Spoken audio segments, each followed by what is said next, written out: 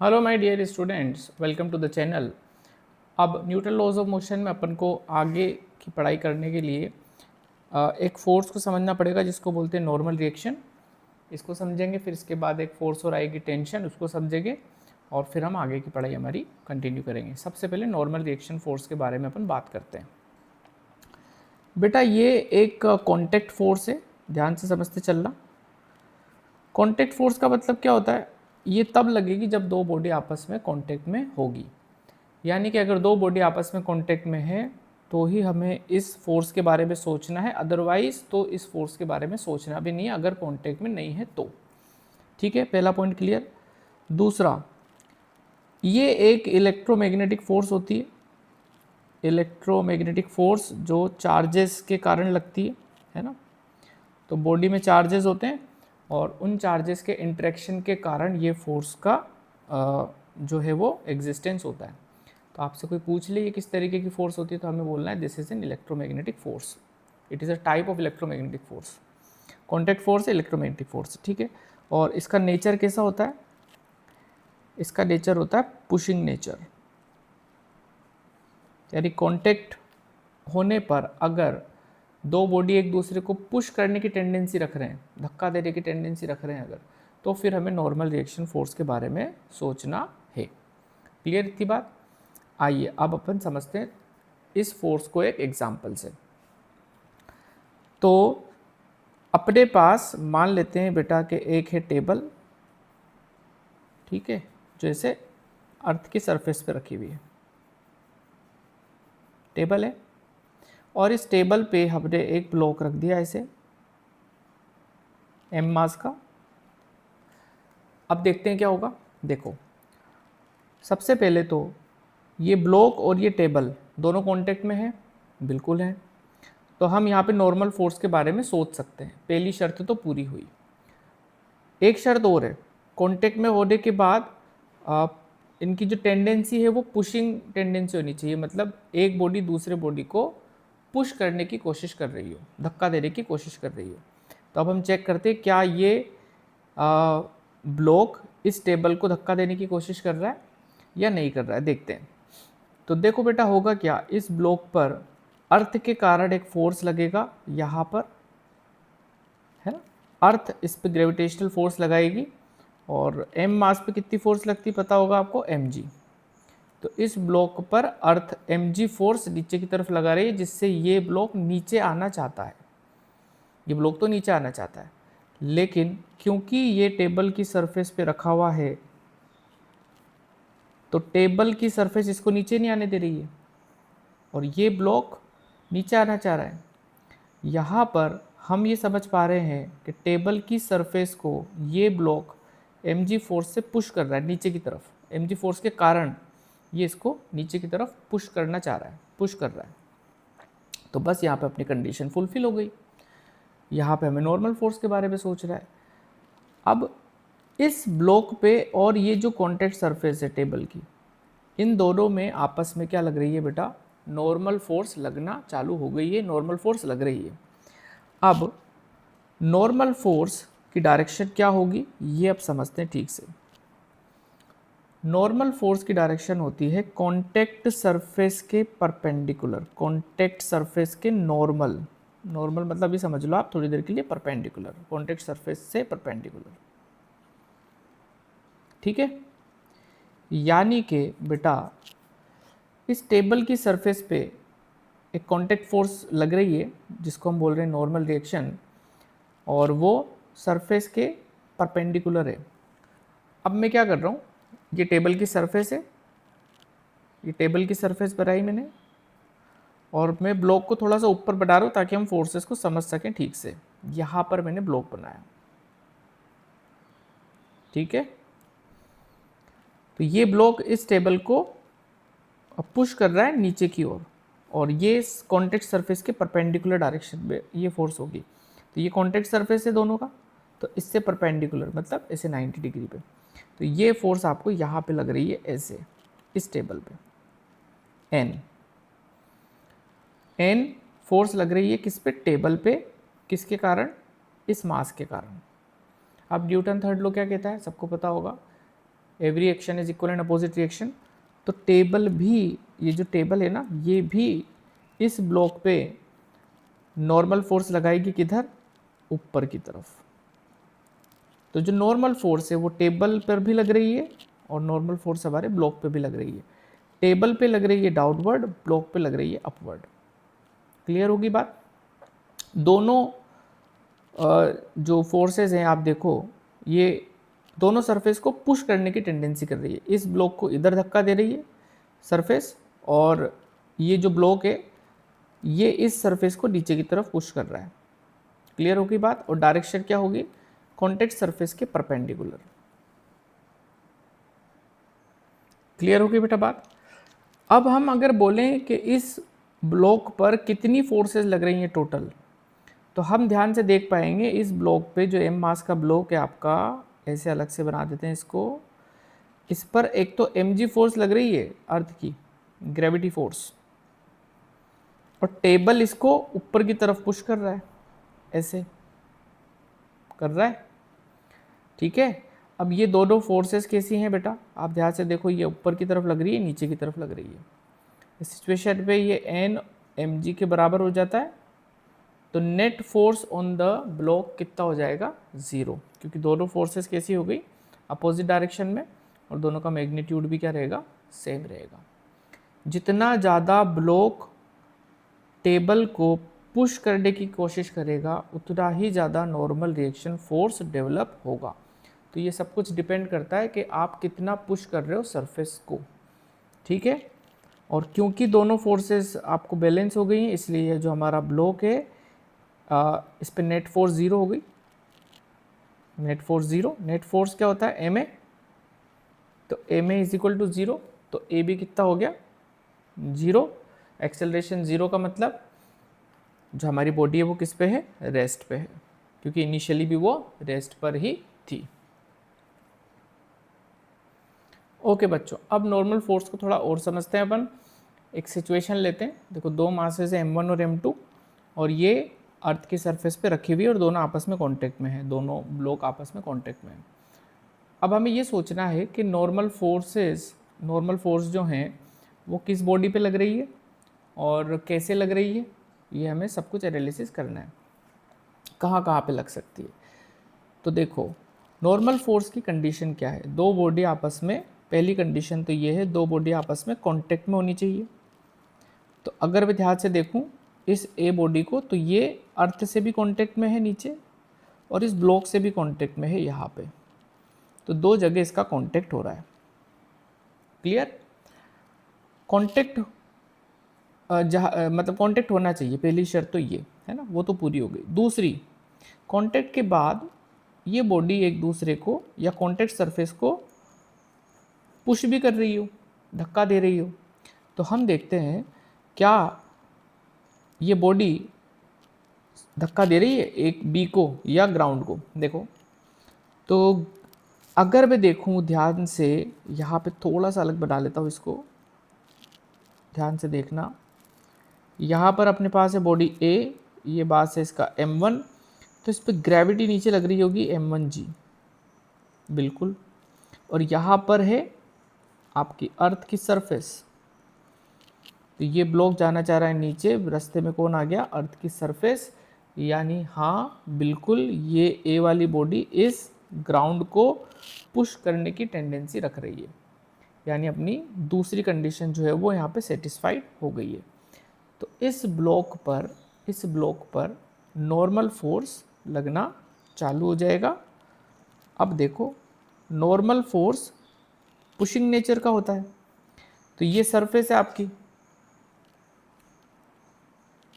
इस ए वाले ब्लॉक ने इस सरफेस पे ऐसे नॉर्मल फोर्स लगाया एन, अच्छा थोड़ा सा अपन नेमिंग करते हैं इसकी, एन जी ए लिख रहा हूँ मैं, normal force on ground by A, किधर लगी, ऐसे लगी, पुशिंग नेचर। थर्ड लो क्या कहता है, ग्राउंड भी इस पे लगाएगा नॉर्मल फोर्स, तो इस पर भी ऐसे अंदर ही अंदर लग रही हैं ये फोर्सेस, ठीक है ना यहाँ पर। तो हम इसको कैसे मेंशन करेंगे, N A G. Normal force on A by ground. Clear? तो इस पे तो लग गई ऊपर की तरफ। अब आते हैं अपन इधर, यहां पर भी कांटेक्ट में है, तो अब यहां पर नॉर्मल फोर्स लग रही होगी क्या? कांटेक्ट में होना ये तो पहली शर्त है। क्या ये ए वाली बॉडी इस बी वाली को पुश कर रही है? क्या देखो आप, नहीं, बिल्कुल भी पुश करने की टेंडेंसी नहीं है। ये इसको धक्का कहाँ दे रही है? तो सिर्फ रखे हुए दोनों। इसका मतलब पहली कंडीशन तो फुलफिल हो रही है, लेकिन दूसरी कंडीशन फुलफिल नहीं हो रही है। इसलिए इस जगह पर कोई भी नॉर्मल रिएक्शन फोर्स हमारी नहीं लगेगी। केवल किस जगह लगेगी? यहाँ पे। सिमिलरली जो ए वाले के लिए बनाया अपन ने, ऐसा कैसे अपन किसके लिए बना सकते हैं? बी वाले के लिए। तो बी वाले के लिए अगर अपन देखें तो वही काम हो जाएगा। ये बी वाला ब्लॉक हो गया अपना। तो M2 यहाँ पे फोर्स लग रही है M2G, तो इस पे नीचे की तरफ एक फोर्स लग रही है, रास्ते में अर्थ की सरफेस आ गई, तो ये इसको दबा रहा है नीचे की तरफ। इसका मतलब बिल्कुल पुश कर रहा है, कांटेक्ट में है। तो सरफेस को जब ये पुश करेगा तो कुल मिला के ये सरफेस पे ऐसे फोर्स लगाएगा नीचे की तरफ NGB, और सरफेस इस पे ऊपर की तरफ लगाएगा NBG। और ये फोर्स की डायरेक्शन कैसी होगी बच्चों? सरफेस के परपेंडिकुलर, ध्यान रखना, कॉन्टेक्ट सरफेस के परपेंडिकुलर। यहाँ पर ये इस सरफेस के परपेंडिकुलर 90 डिग्री पे अपन को इस फोर्स को लेना होगा। क्लियर होती है बात? अब कहानी को थोड़ा सा और इंटरेस्टिंग बनाते हैं अपन। हम एक काम करते हैं, हम इस ए वाले ब्लॉक पर इधर से एक फोर्स लगाना चालू करते हैं, एक्सटर्नल फोर्स। ठीक है साहब? हम लगा रहे हैं ये फोर्स ए पे, हम धक्का दे रहे हैं ए को। ठीक है? अब सोचो, ए और बी कांटेक्ट में है यहाँ पे, तो अगर मैं ए को धक्का दूंगा तो ए से कौन जुड़ा हुआ है? बी जुड़ा हुआ है।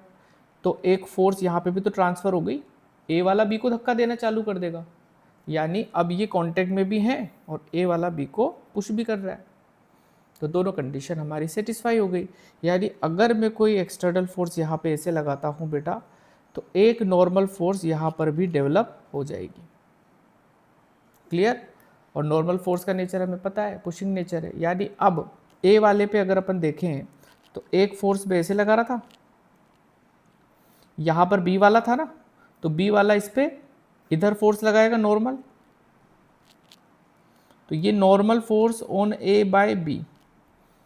अब देखो, फोर्स नॉर्मल की डायरेक्शन बहुत इंपॉर्टेंट है। अब कैसे लगेगी? ये कॉन्टेक्ट सरफेस के परपेंडिकुलर, ऐसे इस डायरेक्शन में लगेगी फोर्स। ए वाले पे किधर लगेगी? बी वाला इसको इधर पुश करेगा। अच्छा, बी वाले का क्या होगा? देखो, हम ए वाले को धक्का दे रहे हैं, तो ए वाला किसको धक्का देगा? बी वाले को, अंदर ही अंदर। तो इस पे ध्यान से देखें तो हम एक फोर्स इस पे इधर दिखाएंगे अब, और इसको क्या लिखूंगा? NBA, force on B by A. तो बच्चों अभी ये फोर्सेस लिखना आना चाहिए, है ना? ये फोर्सेस लिखना आपको आ गई तो मज़ा आ जाएगा, आगे प्रॉब्लम सॉल्विंग इजी हो जाएगी। क्लियर है मेरी बात? चलिए और समझते हैं नॉर्मल फोर्स को थोड़ा अपन। अब एक कंडीशन ले लेते हैं अपन, इंक्लाइन प्लेन वाली, ध्यान से समझिएगा। तो सपोज हमारे पास इस तरीके का एक स्ट्रक्चर है, एक इंक्लाइन प्लेन है ऐसे, और ये एंगल है आपको थीटा, है ना? यहाँ पर आपने क्या किया बेटा, एक m मास का ब्लॉक रख दिया।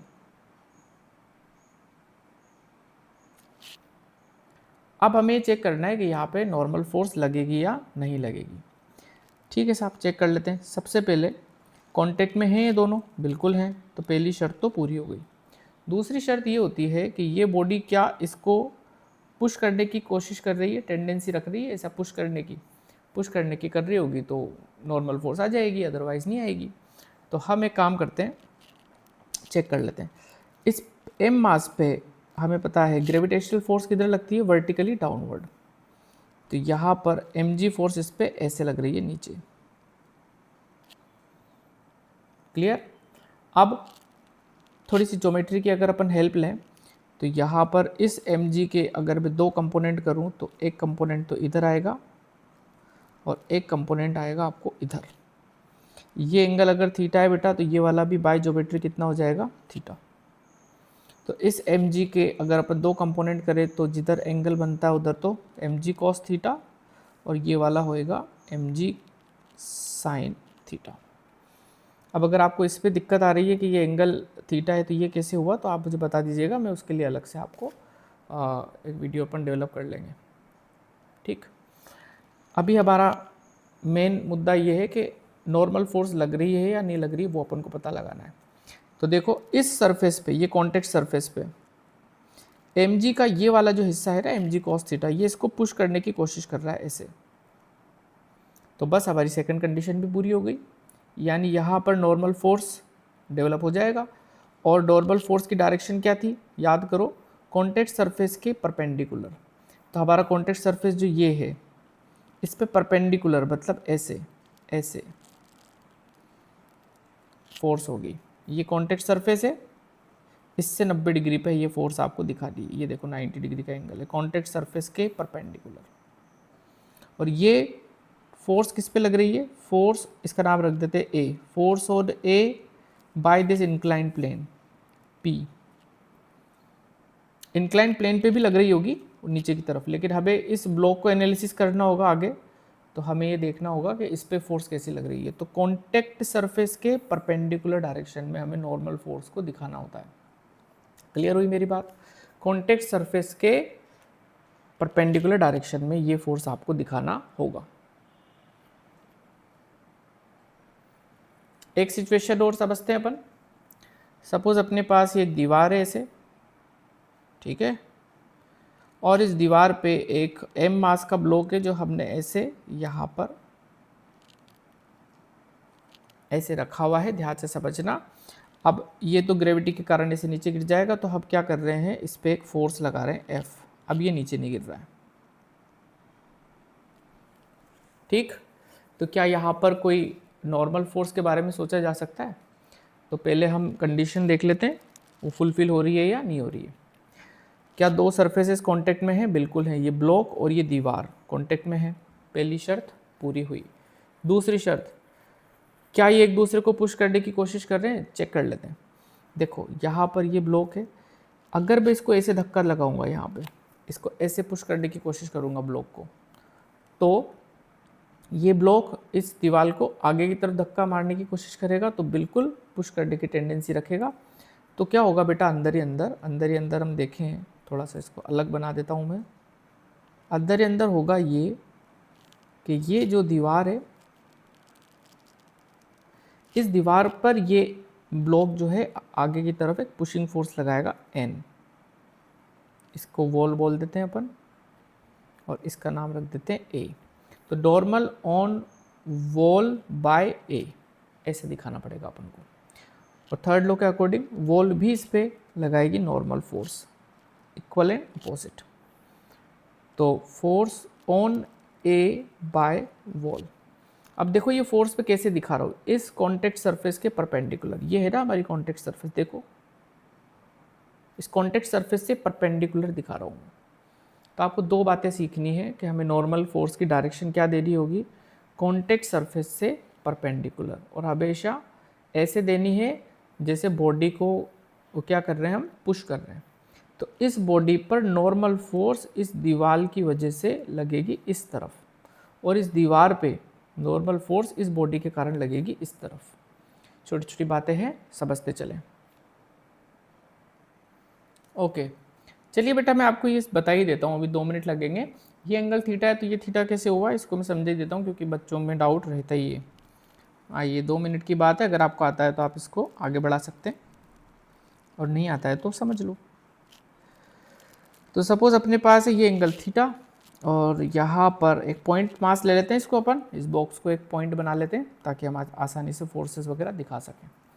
क्या होगा, mg फोर्स ऐसे नीचे लग रहा है, इस पर ग्रेविटी फोर्स हमेशा वर्टिकली डाउनवर्ड ही लगता है ना।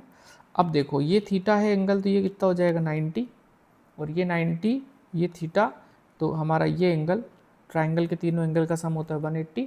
तो ये जो छोटा सा एंगल है कितना हो जाएगा 90 माइनस थीटा। बताओ इतनी बात समझ में आ गई। अब देखो नॉर्मल फोर्स कैसे बनाते हैं अपन, सरफेस के परपेंडिकुलर, कॉन्टेक्ट सरफेस के। तो कॉन्टेक्ट सरफेस ये है आपकी, इस पे परपेंडिकुलर तो ऐसे ही बनेगा ना, देखो इस पे परपेंडिकुलर तो ऐसे ही बनेगा। यानी कि बेटा ये पूरा एंगल कितने का होना चाहिए, ये 90 का होना चाहिए, है ना। ये कॉन्टेक्ट सरफेस से परपेंडिकुलर बनाया मैंने, तो यहाँ से लेके यहाँ तक ये पूरा कितना होना चाहिए, 90 का होना चाहिए। अच्छा, अगर ये पूरा 90 का होना चाहिए, जिसमें से ये एंगल 90 माइनस थीटा है, तो ये बचा कुचा कितना हो गया, थीटा नहीं हो गया, दोनों को ऐड कर लो, हो गया 90। इसीलिए अब आज के बाद डायरेक्ट क्या बोल देंगे कि अगर ये एंगल थीटा है तो ये एंगल भी थीटा हो जाएगा, फिर इसके कंपोनेंट वगैरह कर लेंगे। तो वेक्टर आपको आना चाहिए, एम जी का जिधर थीटा होता है ना एंगल, उस तरफ कॉस वाला कंपोनेंट आता है, एम जी कॉस थीटा, और एक कंपोनेंट इधर आता है इसके परपेंडिकुलर, एम जी का साइन थीटा, ये आपको यहाँ पे रहता है ना। मुद्दे की बात ये है कि अभी ये समझ रहा था contact force, sorry normal force जो होगी वो कॉन्टेक्ट सरफेस के परपेंडिकुलर दिशा में होगी, और नॉर्मल फोर्स एक पुशिंग फोर्स होती है, इससे आप एक बॉडी से दूसरी बॉडी को धक्का दे सकते हो, धक्का इस पे लग जाएगा। अब बेटा अगर कोई स्फेरिकल बॉडी आती है अपने पास, तो उसका भी अपन को नॉर्मल रिएक्शन फोर्स निकालना आना चाहिए। जैसे ये एक स्फीयर है, सपोज समझ रहा, और इस स्फीयर को मैंने ऐसे ग्राउंड पे रख दिया, ऐसे ग्राउंड पे रख दिया, तो अब इस पे नॉर्मल फोर्स तो लगी क्योंकि एम जी फोर्स इस पे नीचे की तरफ लग रही है, तो ग्राउंड को पुश कर रहा है, तो बट वो एम जी फोर्स की डायरेक्शन क्या होगी, सॉरी नॉर्मल फोर्स की डायरेक्शन क्या होगी, तो कांटेक्ट पॉइंट पे आ जाना आप, ठीक है, जहाँ पर ये कांटेक्ट हो रहा है इस स्फीयर का सरफेस के साथ, है ना।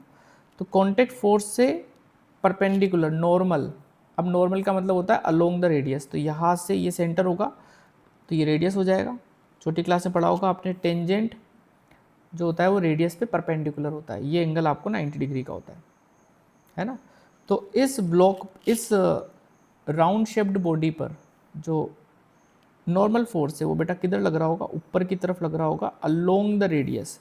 तो along the radius at the point of contact, जहाँ पर ये कांटेक्ट में है वहाँ से आप अलोंग द रेडियस एक फोर्स शो कर दो, यही फोर्स हमारी क्या हो जाएगी, नॉर्मल फोर्स। एक एग्जांपल और लेते हैं। स्फेरिकल बॉडी पे कई बार बच्चों को दिक्कत होती है, तो आप इसको भी ठीक से समझ रहा है। जैसे हमारे पास इस तरीके का एक स्ट्रक्चर है, और बेटा इस पर हमने एक ऐसे स्फेरिकल बॉडी यहाँ पे एम मास की जमा दी बढ़िया से। अब देखो ये दो जगह कांटेक्ट में आई, तो दो जगह इसको, इस पर क्या लगाना होगा हमें, नॉर्मल फोर्स, एक तो यहाँ पे और एक यहाँ पे। अब यहाँ पर कैसे फोर्स को दिखाएं अपन, नॉर्मल फोर्स कैसे दिखाएं इस पॉइंट ऑफ से, तो यहाँ से आप क्या करो, अलोंग द रेडियस, मतलब यहाँ से ऐसे चलो, इसको सेंटर से ज्वाइन करा दो, रेडियस मिल जाएगा, और इसी को प्रोड्यूस कर दो आगे, ये हो गया N1। तो इस कांटेक्ट पॉइंट पर एक नॉर्मल फोर्स लग रही है, ये कांटेक्ट पॉइंट जो है, ये जो सरफेस है, ये हमारे इस स्फेरिकल बॉडी पर एक नॉर्मल फोर्स तो ऐसे लगा रहा है अलोंग द रेडियस, और एक यहाँ पर भी आ रहा है कांटेक्ट, तो यहाँ से अलोंग द रेडियस आ जाओ आप, मतलब ऐसे N2। तो इस स्फीयर पे अब की बार दो नॉर्मल फोर्सेस लग रही है, जितनी जगह कांटेक्ट में आएगा और उसको पुश करने की कोशिश करेगा, उतने आपको नॉर्मल रिएक्शन यहाँ पे शो करने होंगे। अच्छा, इस पे और कौन सी फोर्स लग रही है अगर मैं आपसे पूछूं, तो इस पे ग्रेविटी फोर्स भी लग रही है हमारे स्फीयर पे, वो किधर की तरफ लग रही है, वो तो वर्टिकली डाउनवर्ड। अगर इसका मास m ले लें अपन, तो इस पे mg फोर्स आपको नीचे की तरफ ऐसे लगती हुई दिखाई देगी। तो हमारे इस स्फीयर पे तीन फोर्सेस अबे दिख रही हैं। ओके बच्चों, देखो एक एग्जांपल और लेते हैं अपन, बड़ा प्यारा एग्जांपल है। यहाँ पर हमारे पास ये एक सिस्टम है ऐसा, इसके अंदर दो स्फीयर हैं ए और बी। अब हमें सिर्फ नॉर्मल रिएक्शन के बारे में बात करनी है, इसमें तो फ्री बॉडी डायग्राम पूछ रहा है, बट मैं आपको सिर्फ नॉर्मल रिएक्शन फोर्स के बारे में सोचना सिखा रहा हूँ। तो पहले ए वाली बॉडी को देखो आप, तो बस है ना, ए वाली बॉडी को देखोगे आप तो वो कहाँ कहाँ कॉन्टेक्ट में है, एक यहाँ पर, दूसरा यहाँ पर, और तीसरा यहाँ पर। तो यहाँ पर 3 जगह कांटेक्ट में है, और ये इन सरफेस, क्योंकि पूरा सिस्टम अपना रेस्ट पे है तो ये एक दूसरे को पुश कर रहे हैं डेफिनेटली, है ना। अब नॉर्मल फोर्स जो होगी वो इस ए वाले पे अगर अपन देखें तो वो 3 नॉर्मल फोर्सेस होंगी, एक यहाँ पे, एक यहाँ पे और एक यहाँ पे। ठीक है साहब। अब इसकी डायरेक्शन क्या होगी, तो मैंने डायरेक्शन आपको सिखा रखी है। स्फीयर वाले केस पे क्या लेना है अपन को, कॉन्टेक्ट पॉइंट पे आ जाओ और सेंटर से ज्वाइन करा दो। यहाँ पे देखो ये कॉन्टेक्ट पॉइंट है और अलोंग द रेडियस, तो ये एक पुशिंग फोर्स ऐसे बनेगी N1 यहाँ पे ऐसे। क्लियर है।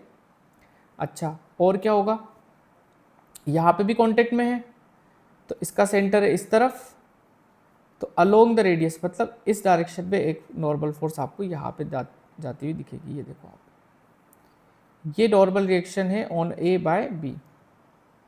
क्लियर। डायरेक्शन कैसी होगी, पुशिंग होगी और अलोंग द रेडियस, तो यहाँ पर ऐसे। और तीसरा कांटेक्ट पॉइंट आपका ये आ रहा है, तो यहाँ से देखो सेंटर इधर होगा इसका, तो इसको यहाँ से इसको ज्वाइन कराओ और ऐसे पुशिंग नेचर की फोर्स दिखाएंगे अपन बाहर की तरफ, तो ये एक नॉर्मल आपको यहाँ दिखाई दे रही है। तो इस बॉडी पर 3 नॉर्मल लग रही है। नॉर्मल की डायरेक्शन समझ गए आप कैसे देनी है आपको, along the radius. Pushing force है अलोंग द रेडियस, रेडियस के along at the contact point, जहाँ पर कॉन्टेक्ट पॉइंट होगा वहीं से अलोंग द रेडियस। आप तो कॉन्टेक्ट पॉइंट को सेंटर से जोड़ देना, आपको रेडियस मिल जाएगी और उसी को आप ऐसे पुशिंग नेचर में बता देना। ठीक है। अब इस पे आ जाओ, इस पे mg फोर्स भी लग रही है बट वो हमारे किसी काम की नहीं, हाल फिलहाल हमें तो नॉर्मल के बारे में समझना है। mg तो लगता है वर्टिकली डाउनवर्ड नीचे की तरफ लग गया हो तो कोई दिक्कत वाली बात नहीं। अब इधर आ जाओ, b वाले पे बात करें अपन, तो b वाले के कॉन्टेक्ट पॉइंट देखो, एक तो यहाँ पे आ रहा है और एक यहाँ पे आ रहा है ना। तो 2 जगह नॉर्मल लगेगा, एक यहाँ पे एक यहाँ पे। इस जगह पे कैसा होगा, तो यहाँ से कॉन्टेक्ट पॉइंट से इसके सेंटर की तरफ आ जाओ, इसको ज्वाइन करा दो, रेडियस मिल गया और इसी को आगे बढ़ा दो आप, ये आपको बन गई फोर्स ऑन बी बाय ए। अब देखो ये एक कांटेक्ट यहाँ पे भी आ रहा है, तो इससे सेंटर की तरफ आ जाओ, ये बी वाला है आपका ऐसा, यहाँ पर ये कांटेक्ट में है, देखो ऐसे कांटेक्ट में है, ये इसका सेंटर है, तो कांटेक्ट पॉइंट को सेंटर से ज्वाइन करा दो और ऐसे एरो बना दो बाहर की तरफ। ये आपको एक फोर्स ये मिल गई नॉर्मल। यहाँ वाले सरफेस से कांटेक्ट में है ही नहीं, इसलिए यहाँ पे आपको नॉर्मल नहीं दिखाना है, केवल 2 नॉर्मल दिखाने, एक तो ये वाला और एक ये वाला। क्लियर होगी मेरी बात। और mg तो लगेगा नीचे की तरफ। तो स्फीयर वाली जो बॉडी होगी उस पर विशेष ध्यान रखना है अपन को। कांटेक्ट पॉइंट जहाँ पर भी कांटेक्ट पॉइंट होगा, जैसे मान लो ऐसा है, कांटेक्ट पॉइंट से सेंटर की तरफ आ जाओ आप और ऐसी फोर्स दिखा दो बस चुपचाप। यहाँ पर अगर ऐसे कांटेक्ट में है तो कांटेक्ट पॉइंट पे आ जाओ, सेंटर की तरफ चलो, अलोंग द रेडियस, ये आप नॉर्मल दिखा दो। ये नॉर्मल दिखाने का तरीका होगा। ठीक है।